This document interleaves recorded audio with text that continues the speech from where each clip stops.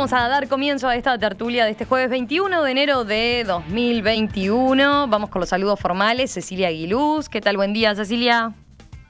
Buenos días, un saludo a todos. Santiago Gutiérrez. Buen día, Santiago. Buen día, Romina. Buen día para mis compañeros. Lucía Zapata. ¿Cómo andas, Lucía? Buenos días a todos y a todas. Y Juan Pedro Mira, quien escuchaban recién. Juan Pedro, ¿qué tal? Un abrazo para todos.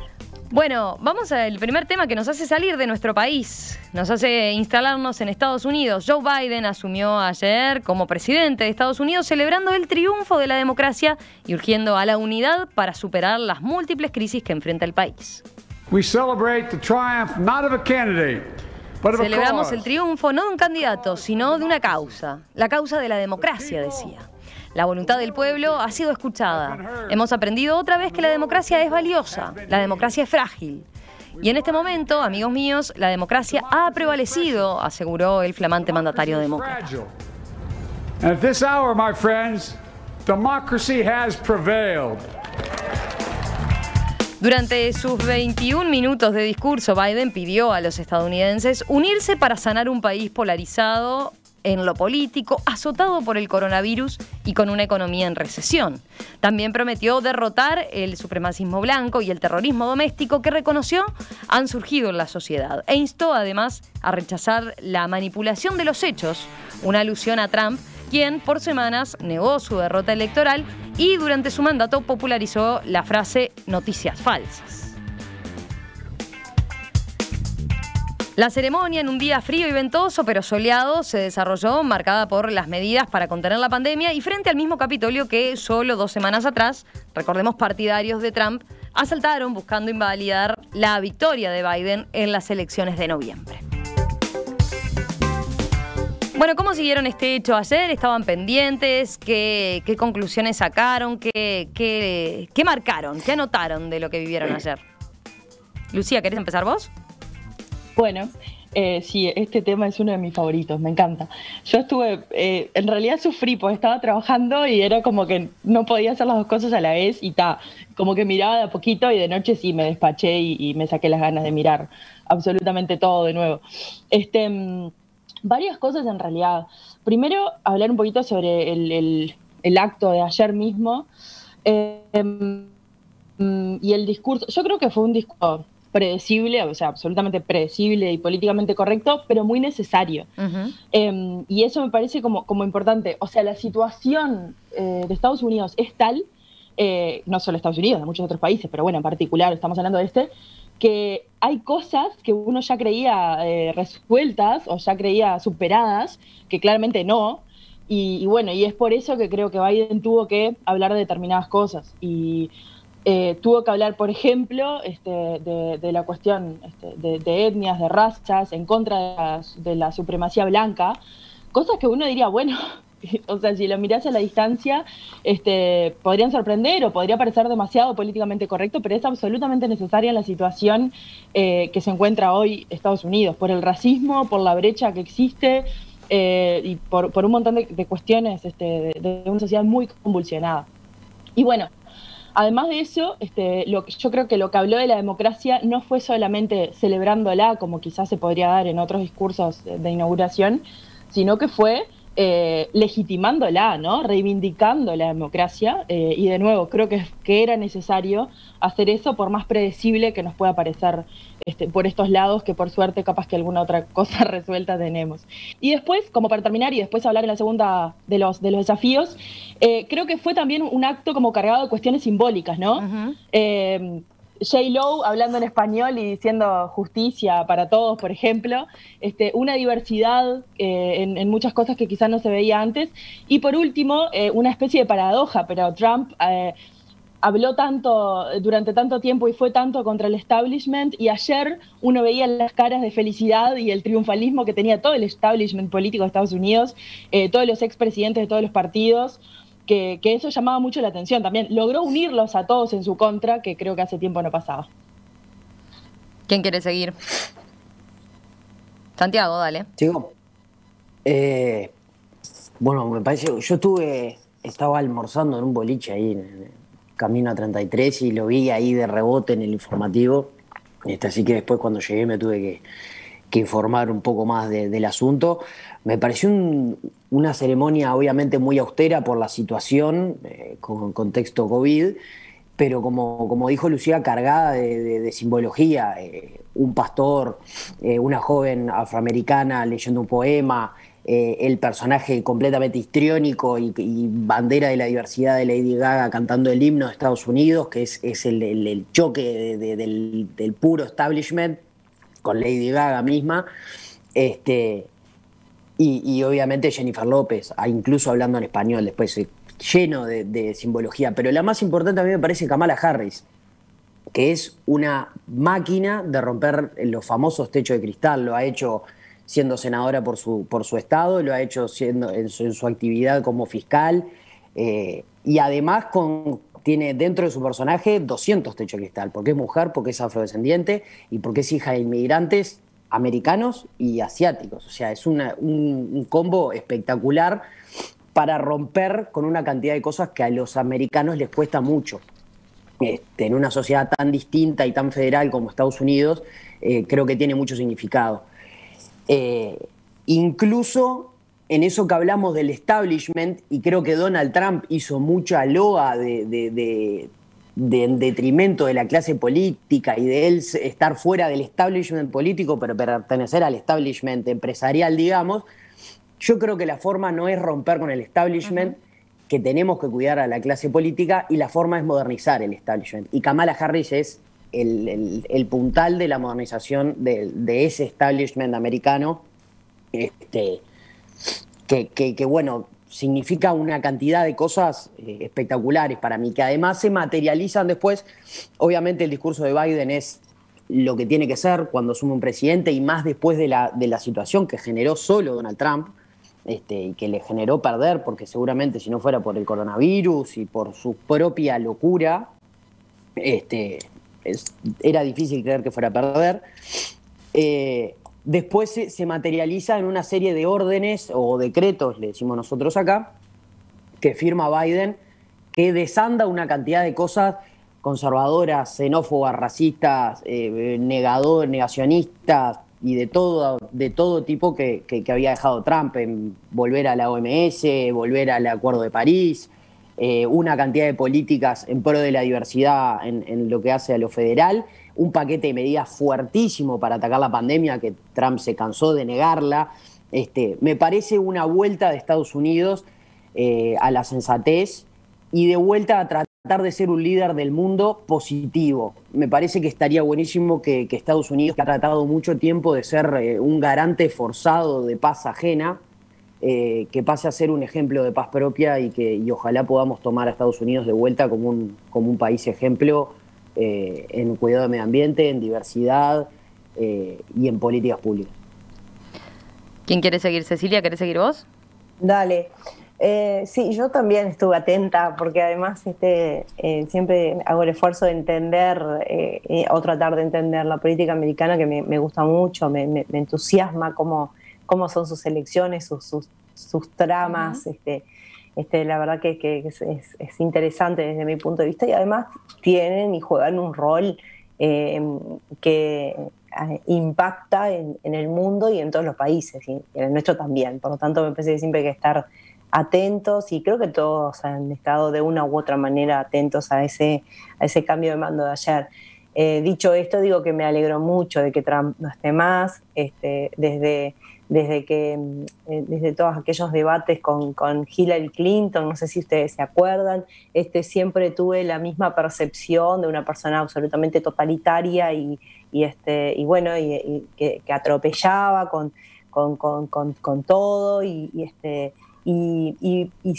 outsider. Yo pertenecía al sistema político y no soy hincha de los outsiders, por el contrario, y creo que esta situación de Trump fue un ejemplo de lo malo que puede ser una persona que no es del sistema y que intente decir: yo voy a cambiar todo este sistema y bueno, me meto y hago lo que yo quiero, porque en realidad todo tiene una lógica, y detrás de todo esto está lo más preciado que tienen los pueblos, que es la democracia, y poder respetar los derechos humanos de todos, dentro de lo que es un sistema democrático y estable. Que Estados Unidos lo tenía, lo cuestionó mucho este mandato de Trump, y por lo tanto me parece que, bueno, esto que decía también Santiago, es como casi como que vemos que se vuelve a la normalidad, ¿no? Una visión desde lejos te da esa impresión.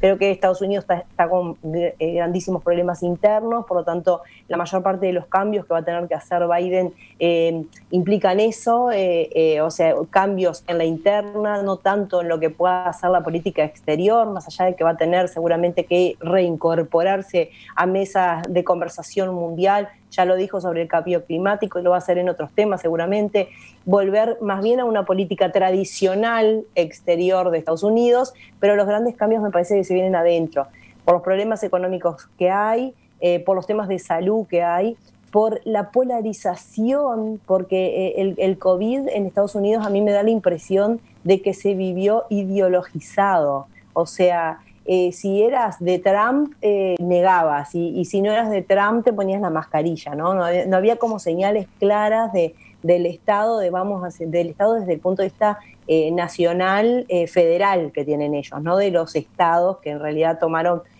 políticas diferentes, incluso muchos de ellos se opusieron a esta cuestión de Trump. Por lo tanto, me parece que internamente Biden va a tener 4 años difíciles de reestructura de lo económico, de reestructura social, de esta cuestión de la polarización, porque Trump está vivito y coleando enfrente y esperando cómo retoma, porque evidentemente le gustó el tema del poder.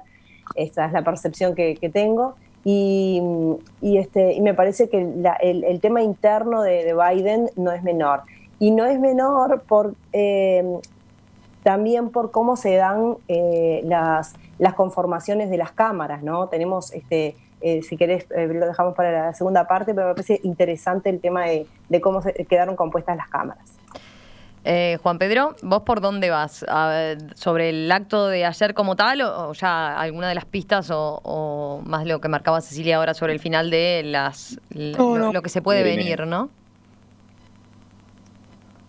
Un poco y un poco. Me dejó muy contento un discurso racional, ¿no? Estábamos acostumbrados, no nos acostumbramos por suerte, mejor dicho, pero era usual hasta hace muy poco un presidente de la nación más poderosa del mundo que a un disparate mayor le agregaba un disparate superior. Entonces, ayer escuché un discurso de un presidente, de un estadista, como dirían acá, de un bicho político de 50 años de trayectoria política, que trató de unificar al pueblo norteamericano y señaló o puso los nodos centrales de sus conflictos. Y lo hizo de perspectiva sanamente democrática, ¿no? Como hablaban hoy de los temas de la diversidad, de los temas de la exclusión. Fue un presidente que en vez de hablar de los problemas del integralismo islámico, dijo, no, tenemos el problema del supremacismo blanco nosotros acá adentro. Entonces a mí me dejó... Lo escuché 2 veces el discurso, sacaba apuntes y quedé satisfecho, me gustó el discurso y vi un líder político, ¿no? Y que dejó de haber problema en los chinos, en Cuba, en ese discurso xenófobo de Trump, y vio hacia adentro. Eso me pareció, y deseo, porque es el presidente de una gran nación. No, seguimos teniendo alguna interferencia, se está cortando. Vamos a hacer una cosa, te llamamos por teléfono y te seguimos viendo, pero así aseguramos la comunicación. Dale. Lucía, dale vos de vuelta. Lo vemos después. Bueno, espero que esté mejor la conexión ahora. Tenía un millón de cosas para decir y se me cortaba todo. Bueno, en realidad, pasando un poco a los desafíos. Quería decir, comparto lo de Kamala Harris. Creo que hay muchas expectativas en ella, tanto por sus orígenes como por su trayectoria. Estuve como investigando un poco igual, porque yo la verdad no la conocía antes mucho, había escuchado muy por arriba de ella. En realidad ha sido categorizada como de los políticos más liberales dentro de los demócratas. Tampoco es que sea, pero bueno, nada, hay que ver qué es lo que sale de esa dupla. Creo que, estamos todos de acuerdo en que Biden tiene muchísimos desafíos, tiene la cuestión de la necesidad de unidad del país, sin dudas, revertir un montón de cosas, y ya ha empezado, ¿no? Firmó varias cuestiones, decretos presidenciales para ir revirtiendo algunas de las situaciones que tenían que ver con desde sacar la declaración de emergencia que había hecho Trump para poder conseguir fondos para construir el muro con México, con, no sé, devolver la capacidad de, digamos, sacar el bloqueo a vuelos de algunos países musulmanes que también había hecho Trump, poner la mascarilla obligatoria en un montón de lugares, con eso que hablábamos de la ideologización del COVID un poco en algunos lugares de Estados Unidos. Y bueno, ¿se escucha bien? Sí, sí. No, pensé que... y bueno, un montón de otras cuestiones que creo que... Dentro de sus primeras medidas urgentes. también firmó una orden para que el país vuelva a estar comprometido con el Acuerdo de París sobre el clima y un documento para anular la decisión de dejar la OMS, ¿no? La Organización Mundial de la Salud. Sumo a eso que señalabas, ¿no? A esa síntesis.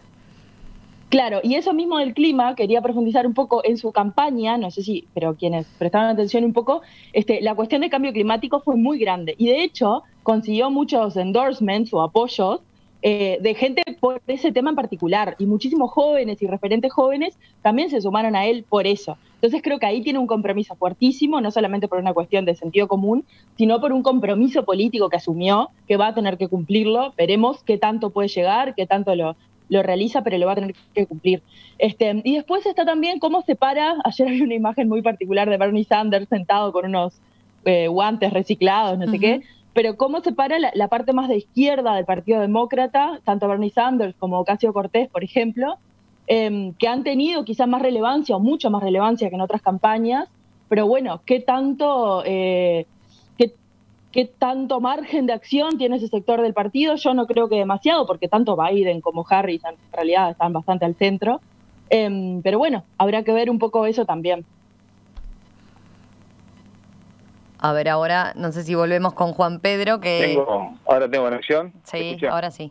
Sí, lo que quería complementar es que, complementando con Lucía, esas buenas señales que marcó Biden, y vinculándolo con el establishment que mencionaban los colegas, el problema es que esto no sea otra puesta en escenario de los amigos demócratas, que son los especialistas en hacer puestas en escenarios democráticas, tener prácticas profundamente antidemocráticas. A ver, profundiza un poquito más en qué... Claro, sí, comunico. Barack Obama fue un gran producto de merchandising progresista a nivel mundial, un gran producto. Pero Barack Obama dio muchas más bombas en el Oriente Medio que el propio Trump. Y metió en la relación, si bien Trump tuvo actitudes sumamente violentas con Irán, rompió los pactos, pero los portaaviones norteamericanos en Oriente Medio, de la mano de Obama y de la mano de la señora Hillary Clinton, se cansaron de tirar bombas sobre poblaciones civiles y los famosos daños colaterales en Oriente Medio. La actitud a veces hostil del establishment norteamericano hacia América Latina, particularmente con las corrientes que no son alineadas ideológicamente, como por ejemplo, ustedes saben lo que opino del chavismo, ustedes saben lo que opino del gobierno cubano, pero no lograron, si bien la postura de Obama con respecto a Cuba fue diferente que la postura en algo, fue diferente a la postura de Trump, los demócratas no tienen antecedentes de desarrollos de políticas que significativamente abonen políticas de integralidad más allá de posturas de buena comunicación y buen marketing. El establishment que estaban ahí con el señor Clinton, no nos olvidemos que Clinton llegó a bombardear el hogar donde vivían los hijos del presidente de Libia, de Gaddafi. No nos olvidemos, los demócratas reparten, o sea, en la lógica republicana demócrata, los republicanos son mucho más autorreferenciales, siempre se fijan más. Había algunos compañeros que decían a veces, cuando gana un presidente demócrata en la Casa Blanca, el tercer mundo tiene que hacer una cueva para meterse más abajo porque vienen bombas. Entonces, Yo no le creo, el establishment norteamericano es un problema porque representa en muchos aspectos lo más duro de políticas exteriores muy duras, no nos olvidemos, muy duras. La Casa de la Moneda Salvador Allende fue derribada por Estados Unidos.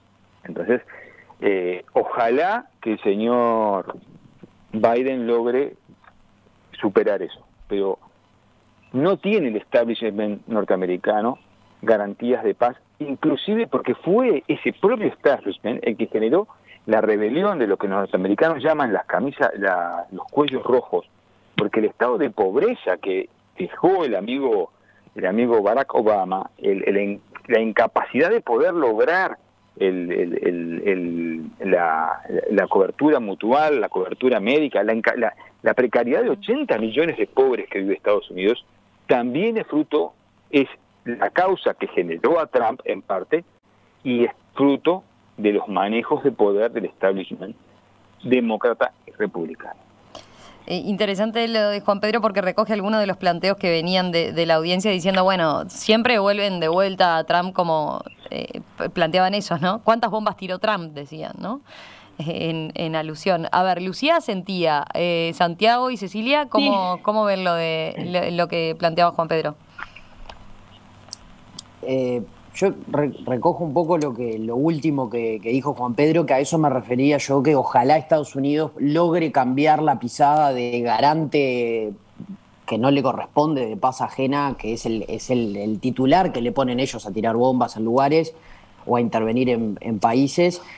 A mí, obviamente, la disyuntiva o el bipartidismo americano tiene una cantidad de particularidades que desde nuestra óptica es muy difícil de comprender, porque en Estados Unidos no hay izquierda. Ni siquiera Bernie Sanders y Ocasio-Cortez. Izquierda propiamente dicho. Pero porque la sociedad es así. Creo que, ojalá, porque soy bastante hincha de que haya todas las perspectivas posibles en un sistema político, pueda prevalecer alguna mirada. Pero en un país como Estados Unidos, con la tradición que tiene Estados Unidos, creo que le resulta muy difícil a la izquierda florecer en un país que es una potencia mundial en absolutamente todo lo que se nos ocurra, militar, económica y demás, y que ha tratado más discursivamente que a modo de ejemplo, sobre todo en el último siglo, de ser garante y faro de la democracia y las instituciones y la paz propias. Pero las ajenas, si me sirven bien y si no me sirven, no tan bien. Recordemos que en América Latina la última dictadura uruguaya y en todos los otros países es producto en parte del Plan Cóndor, que es ayuda norteamericana, entrenamiento, ayuda económica, armas de todo tipo, color y tamaño, que la logramos desandar por vínculos con el Partido Demócrata. Es solo una anécdota, ¿no? Es la famosa enmienda Koch que logra Wilson a través de la familia Kennedy. Pero me parece importante remarcar eso. Yo soy bastante hincha, no necesariamente del establishment, sino de la clase política. Creo que Biden es un político profesional, un tipo que fue senador 6 periodos y 2 vicepresidentes, un tipo que conoce el sistema político para arriba y para abajo. Y creo que el descreimiento y el detrimento de la clase política le hace mucho mal a los sistemas políticos y por lo tanto a la sociedad. Porque pasan cosas como esto, un loco como Trump, un personaje como Trump, que logra ser presidente de quizás uno de los países más importantes de la historia del mundo, un negacionista de la ciencia, un xenófobo, un racista, que quizás tuvo políticas militares menos activas, pero que entabló una guerra comercial con el mundo entero, que puso los mercados en jaque constantemente por caprichos, ni siquiera por el propio beneficio de los americanos, porque ese beneficio es de papel. Es poco sustentable, lo vemos, cayó una pandemia y se terminó. Uh-huh. Y las ayudas económicas le pusieron un parche arriba del otro y tampoco lo lograron. Entonces creo que este tipo de políticos, de outsiders, como decía Cecilia, le terminan haciendo mucho mal al sistema político y por lo tanto a la gente, inevitablemente, acá, en Argentina, en Brasil, en Uruguay, en Estados Unidos y en donde sea. Yo soy hincha a muerte del sistema político, de cuidarlo, de tratar de mejorarlo desde adentro, pero de políticos profesionales, porque los políticos son quienes saben manejar el sistema político. Cecilia. Sí, yo comparto el tema del bipartidismo americano, que es muy difícil de entender para nosotros. Y también que las concepciones derecha, izquierda y centro son bastante diluidas a lo que nosotros entendemos como tal. Y tiene que ver con realidades históricas que no vienen al caso, pero que me parece que es muy difícil leer con ojos uruguayos una realidad norteamericana, y para ellos también es muy difícil leernos a nosotros. Dicho esto, vuelvo al tema que me parece importante, y es que me divido claramente en lo que va a ser el gobierno de Biden, lo que va a ser los temas internos y los temas externos. En los temas externos y en lo que es la política exterior, desde mi punto de vista, no va a haber muchas innovaciones, va a ser bastante tradicional a lo que ha sido Estados Unidos, más allá de que los presidentes hayan sido republicanos o demócratas, con una inserción y poder golpear en la mesa en los temas importantes. Me parece que a eso vuelve Estados Unidos, cosa que Trump había hecho como 10 pasos para atrás. Eso sea bueno o malo, me parece que es lo que va a haber.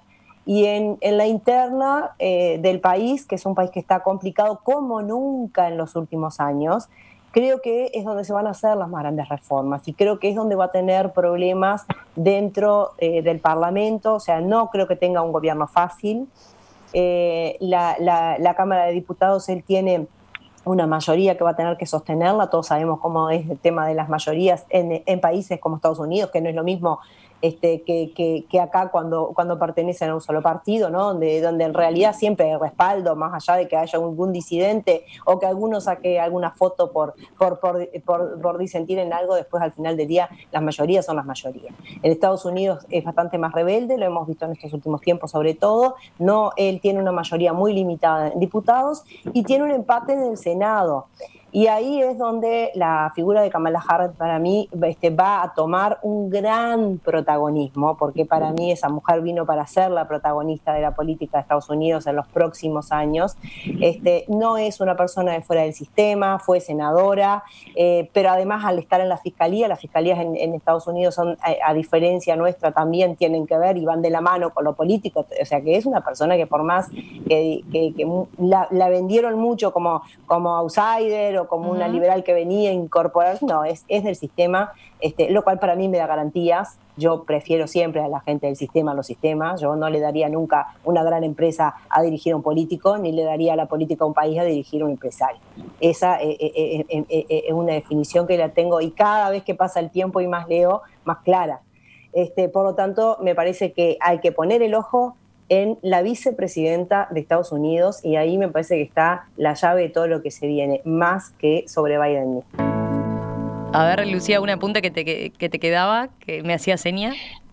Mínimo apunte. Suscribo 100% de lo que decía Juan Pedro, pero no olvidemos que Trump aumentó en $200 millones el presupuesto de defensa en detrimento de otras políticas, aumentó los ataques de drones y prohibió publicar las cifras de civiles muertos en zonas de guerra. O sea que, nada, eso, apunte. Mira, Santiago lo autorizaba además el apunte, y dice ahora que está de acuerdo. Juan Pedro, ¿vos querés acotar algo de eso? No, sí, es cierto. También es cierto que yo con Cecilia me atrevo a discrepar amablemente, o por lo menos poner un signo de interrogación, ¿no? Hablábamos mucho de Hillary Clinton, y Hillary Clinton resultó ser un personaje terrible para el propio Estados Unidos, para el propio pueblo norteamericano, para la política exterior, y en los 90 la broma era que Clinton había llegado al poder por la inteligencia de Hillary Clinton. Entonces creo que vamos a darle un tiempo a Harris. Ojalá que logre cumplir por todos el papel que Cecilia anuncia, pero la estructura de poder de los Estados Unidos, nosotros hablamos de grieta, las grietas, las rupturas de ese país son tan enormes, las injusticias instaladas son tan enormes, que bueno, que tendrán mucha tarea para hacer. Y nosotros vamos a balconearlo porque estamos, yo creo que en su agenda, atrás de Kuala Lumpur, Paraguay y algún otro país más, así que no son temas que nos afecten directamente. Mira, hace un rato, a ver si lo encuentro, acá había un oyente que nos mandaba una foto, concretamente Rodolfo, que dice: buenos días, tuve la oportunidad de conocer a Biden en 2008 en el curso de un viaje de formación que hice por Estados Unidos. En ese momento Biden era precandidato demócrata y estaba en Reno, en Nevada, haciendo un acto al cual fui. Terminado el acto me presentaron y, para mi sorpresa, además de preguntarme cosas personales, me hizo preguntas bastante concretas de la situación de Uruguay con el nuevo gobierno de izquierda. Y me preguntó mis opiniones sobre Cuba. Quedé muy sorprendido porque imaginé que no tendría idea dónde se ubicaba Uruguay. Después pregunté y me dijeron que él era el presidente de la Comisión de Asuntos Internacionales del Senado. Bueno, habrá que ver entonces si estamos atrás de Kuala Lumpur o en qué consideración estamos en el nuevo gobierno de Biden. Lo dejamos para otra entonces.